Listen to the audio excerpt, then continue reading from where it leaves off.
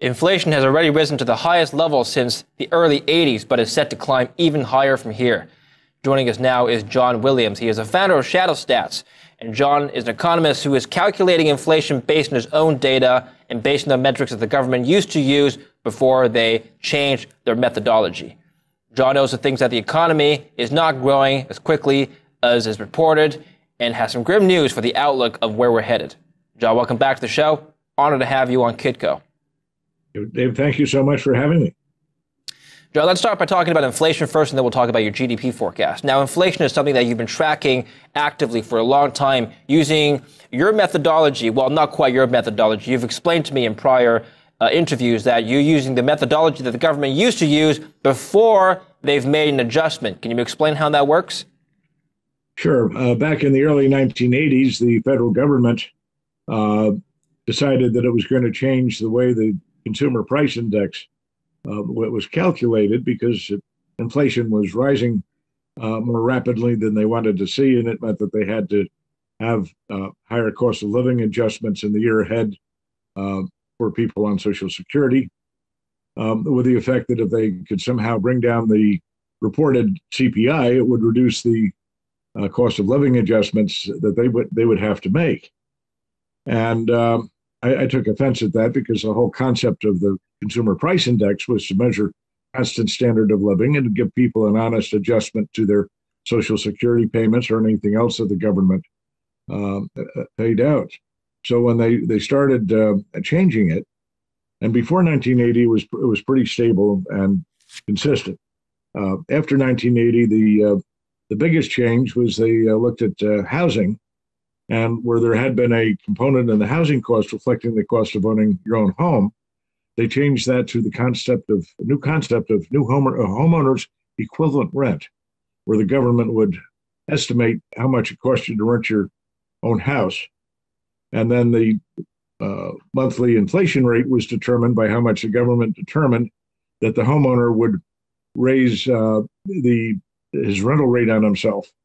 Completely nonsense number, but it had the effect of knocking something like 1.5 percentage points off the aggregate CPI. And there were other changes made after that into the early 2000s.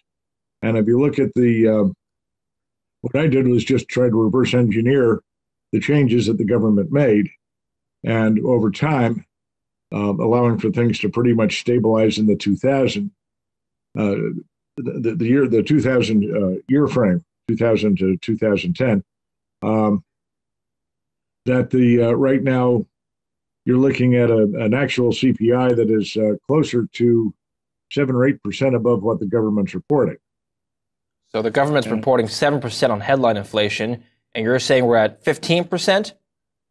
Well, if you look at the latest numbers, this would be for December, the government's headline 7.0%. Yeah. Which is the highest in 40 years. Would have been 15.1% based on my estimation, which would make it the highest since 1947 when Harry Truman was president. I'm looking at the CPI the same way it was estimated before they started changing the approach in the 1980s. Well, a lot of people would agree with you that just based on their everyday life, the CPI increase is much higher than 7%. I can attest to my grocery bills, for example. So why the underreporting by the government, you think? It was deliberate. They changed the methodologies to reduce the headline reporting. In other words, one of the biggest, I think. But why would they do that? What's the incentive? What's the political incentive to do that? The political incentive, very simply, was to reduce government outlays in terms of cost of living adjustments. Significant. I mean, people on Social Security, there are all sorts of areas where you have pensions and the variety of government payments that are will tend to be adjusted for the headline CPI. And if you reduce the CPI reporting for the last year, that means that from where it would have been, it means the government has to shell out less in the way of cash. It means they have a smaller budget deficit. Back in the days where Newt Gingrich was trying to negotiate higher, a greater cutback in the CPI with the Catherine Abrams of the Bureau of Labor Statistics, according to her memoirs. He said, "Gee, if you could only find your way to make these corrections to the numbers for us, we might find more money for the Bureau of Labor Statistics." She didn't do those changes, but that's the type of concept that the Congress had come up with, was to artificially suppress the consumer inflation as reported, with the idea of reducing, as a way of helping to reduce the federal budget deficit without anyone having to cut back on programs. Well, John, do you think this may also be a tactic from the part of the Federal Reserve to fight inflation? Presumably, if you have a report that shows really high levels of inflation, double digits according to your estimates, then employers around the country would have to adjust for that and raise wages in the double digits every year just to keep up with inflation. Of course, that becomes a self-fulfilling prophecy. If you raise wages and the costs go up, everything else goes up in prices. And so you want to underreport to combat that rise in wages and other prices. Wouldn't you want to do that? Well, that's correct. And the Fed was sympathetic and helpful here, at least under the auspices of Alan Greenspan. He backed it. And he put out similar, he put argument he used. And again, it goes against the original concept, the whole way of looking at the consumer price index as a way of measuring a constant standard of living.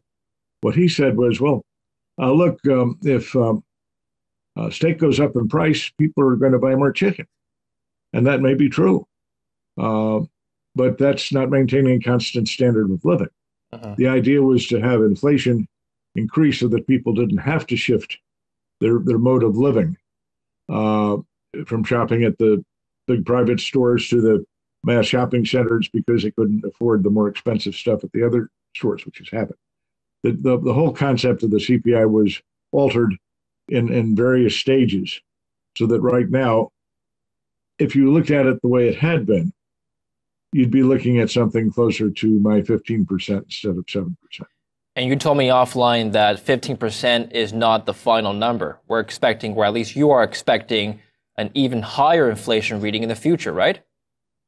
Well, we're in a period now of rapidly rising inflation, and I'm not seeing any signs that it's about to let up. Part of that's tied to the quantitative easing that the Federal Reserve has entered in terms of the pandemic. They didn't have too much choice in the matter. They had to do something to prevent a systemic collapse. And now they're tapering, as they call it, tapering their monetary stimulus in the next couple of months. But they're still buying still buying securities. And right now, if you look at what I call the basic M1, and I had to come up with that basic M1 because of some changes that the Fed made in this post-pandemic crisis. As the Fed started to flood the system with liquidity, you saw soaring growth in M1, the narrowest measure of the money supply, which is basically cash and checking accounts, and has other checkable deposits or had. Right. As those numbers started to spike, they redefined M1 to include savings deposits, which is the biggest portion of M2, the other part of the money supply as they currently report it. And that took the M1 component from something like 38% of M2 to about 80% of M2. M2 was showing much slower growth. And the reason there is that you had a flight to liquidity with the crisis, where people moved out of the less liquid assets to the more liquid assets. They were frightened, and it's still happening. So with the change of definition in M1, all of a sudden the soaring growth in M1 just sort of petered out because it was a different. Well, actually, if you look at it in terms of the year to year, it was up 400% because it was against the old M1. But the way it was redesigned, it was no longer comparable. That's my dog Molly, who's usually barks when gold is rallying. I apologize for the background noise. Molly has some comments regarding inflation. I'm sure she's weighed in on your charts as well. We're going to get to one of your gold charts, very important, in just a bit. But I want to talk about your outlook for inflation, at least for the foreseeable future. Now, the January reading is coming out in actually a week and a half from now. The BLS is reporting the January CPI reading. What do you think is going to happen? I think it's going to continue to rise on a year-over-year basis. It's you're now looking at that on the basis of you're now going against higher levels of inflation. And what I've done with the money supply numbers and what I've done with a lot of economic numbers, just to keep things in with a stable viewpoint, is to look at the numbers against pre-pandemic levels. Because, for example, if you look at the money supply, the pandemic is timed from February, March 2020 is when they start to surge the money supply growth. So if you look at year-to-year change, by the time you get to March of April of 2021, it looks like the money supply is falling off. It's not. It's continued to soar. And looking at it against pre-pandemic peak. Yeah. What I call the basic M1, which is the old the money supply, as it originally was shown initially, just cash plus checking account, most liquid portion of M1, and it accounts for about 80% of the old M1. That's up 107% right now. We've never seen anything like that in modern history, and it's the most liquid end of the monetary spectrum that is helping to fuel the inflation here. So here's what that's going to push it higher, going in at least into the next several months. Here's what I don't understand, John, is that if you take a look at where inflation was at in the 80s, the early 80s, according to estimates back then, it was at 14%. So correct me if I'm wrong, but if I'm using your methodology, which really is the methodology of what the government used back before the adjustment, aren't we at already a higher level of inflation than we were at in the 80s? In fact, we're at the highest level of inflation ever for a very long time. And so maybe by that logic, we should already be peaking? Well, if this is a normal inflation cycle, perhaps, but it's not a normal inflation cycle. Again, the Fed has just opened the floodgates of monetary creation in a way never seen before for the Fed. It's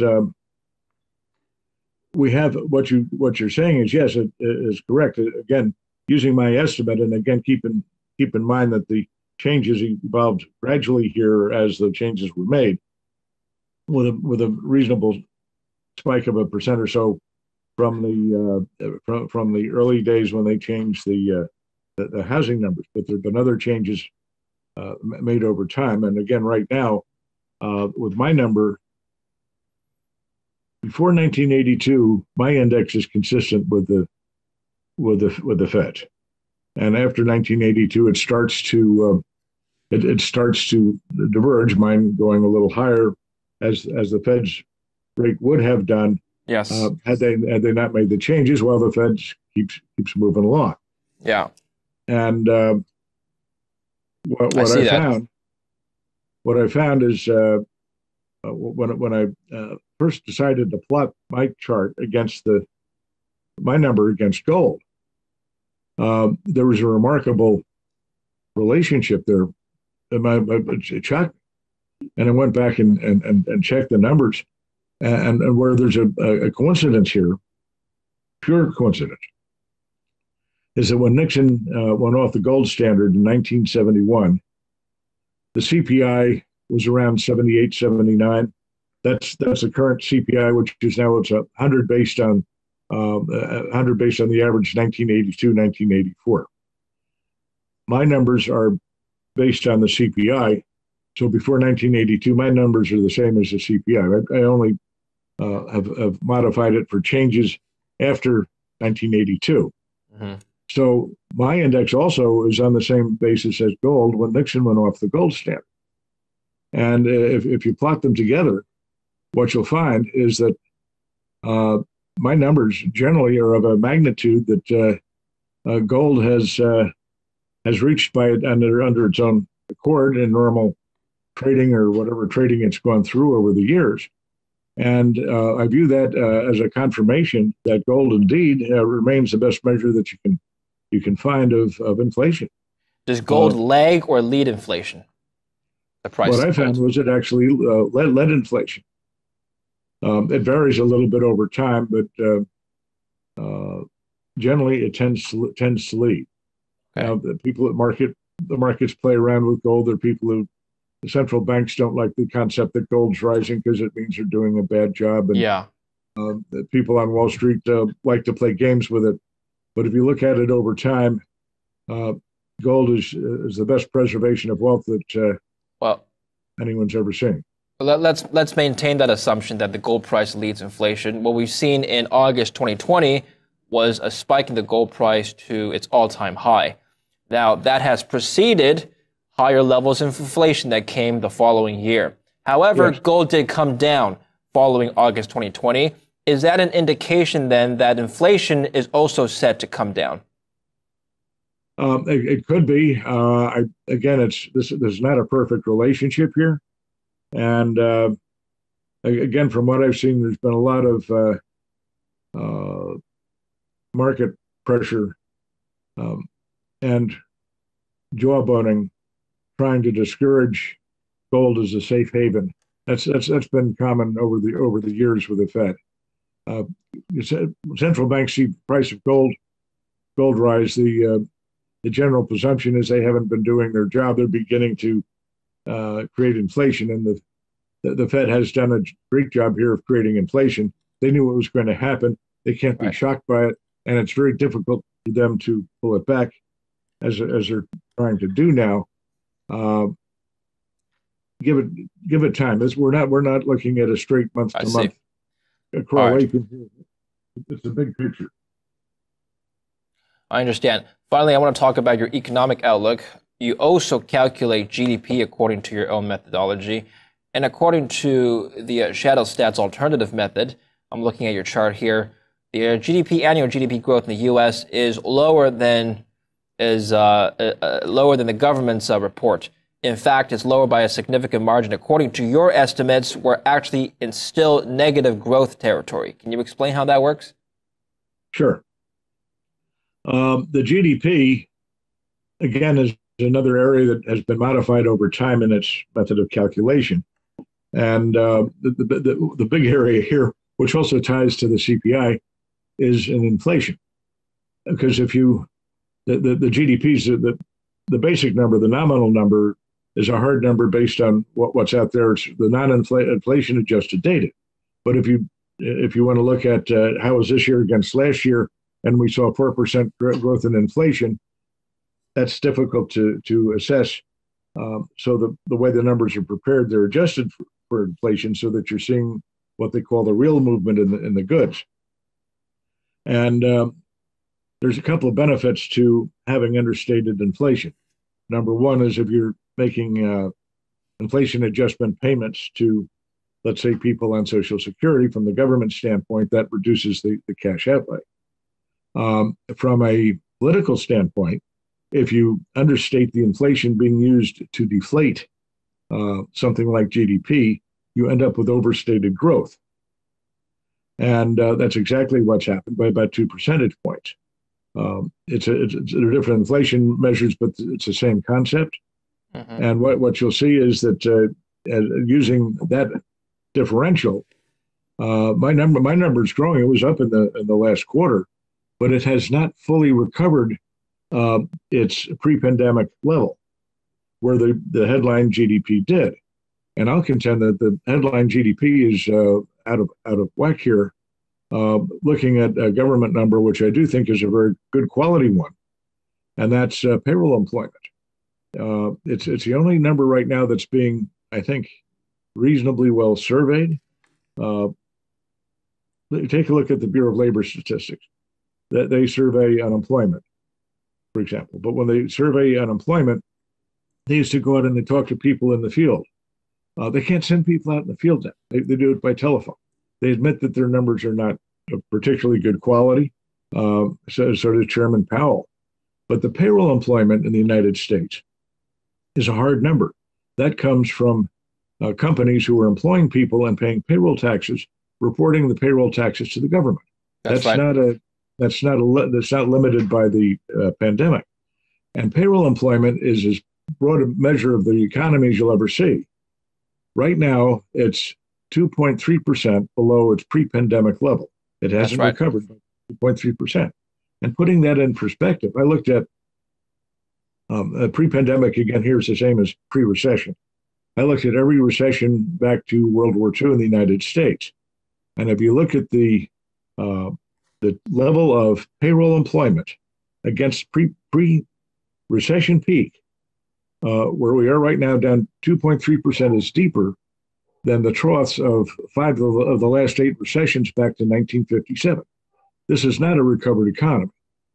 And my contention is that measure there is a little more accurate as to where the total economy stands. And it's coincidentally, because it has no direct relationship to my estimate of the GDP, a lot closer to what my number is still showing that we're something like 0.5% shy of recovering the headline GDP. Just throwing this out there, it's possible that the total non-farm employment number is lower than the pre-pandemic high, but everyone's just more productive these days, and so the total output is higher than before. Yeah, right. That's what the government presumes. And God bless Chairman Powell. He redefined employment for us at his last meeting. He said that the fact we have a dysfunctional employment system right now because of the pandemic. And he said, well, it's not working, but so this is full employment. So he's redefined full employment right now as the dysfunctional labor system. It's at full employment, but it's not. Again, 2.3% shy. That's where we were beforehand. And the other thing, which is rarely talked about, although some elements of it are brought out to show, there's a reason for this. Before the pandemic, we were adding 200,000 new jobs every month. Now that's new people coming into the workforce, net of those retiring. They're blaming the people who are retiring here for keeping the numbers down, but they're not talking about too much about the balance that brought it up to 200,000 per month, not coming into the labor force. We're not recovered. Treasury Secretary Janet Yellen, who was previous chair of the Fed, has said in October, a couple of months ago, that she expects full employment to be reached next year, which is this year. So in 2022 is her target year for full employment to be met. Is that target realistic, you think? Well, according to the Fed chairman, we're already there. Because no, it's not. If I could foretell the course of the pandemic and how it disrupts the economy, I could give you some better guidance here. I'm not a soothsayer from that standpoint, but I can tell you in terms of what I look at, where you're not seeing the recovery in full employment, you're not seeing recovery in a number of areas. You can look at, I don't care what industry it's retail sales, for example. The payrolls there have not recovered, but if you look at payroll numbers, you see year-to-year changes is up, and generally it's ahead. But this last couple of months they were not so good. Real retail sales, net of inflation, contracted in November and December. Steepest decline. This is the holiday shopping season. Steepest drop in holiday shopping since the Great Recession back in 2008. Right. So it's not still the headline numbers are always good. They're positive year to year, but they're inconsistent with the underlying payroll. Let me just ask you this, John, and before I let you go. People have speculated that the economy might enter another recession by 2023 is the goalpost I've heard from several economists. Generally, do you think we're on track for a recovery, or do you think the economy is faltering back into a slowdown? Which direction are we headed in is basically my question. Well, I think we've had the recovery. Now it's heading into a slowdown. I see. Look, if you look at these are independent numbers. The University of Michigan's Consumer Sentiment Index just published for the month of January, and it hit a new 10-year low, new pandemic low, 10-year low. This is coincident with the retail sales having their worst holiday season since the Great Recession. We're seeing a slowdown here in the economy. And you look at the employment numbers, all of a sudden expectations of 500,000 in payrolls, now it's dropping down to 100, 200,000. Expectations are softening here. Mm-hmm. Look, the economy is going to come back, but the circumstance with the pandemic has to evolve and work its way through, and we're not close to it.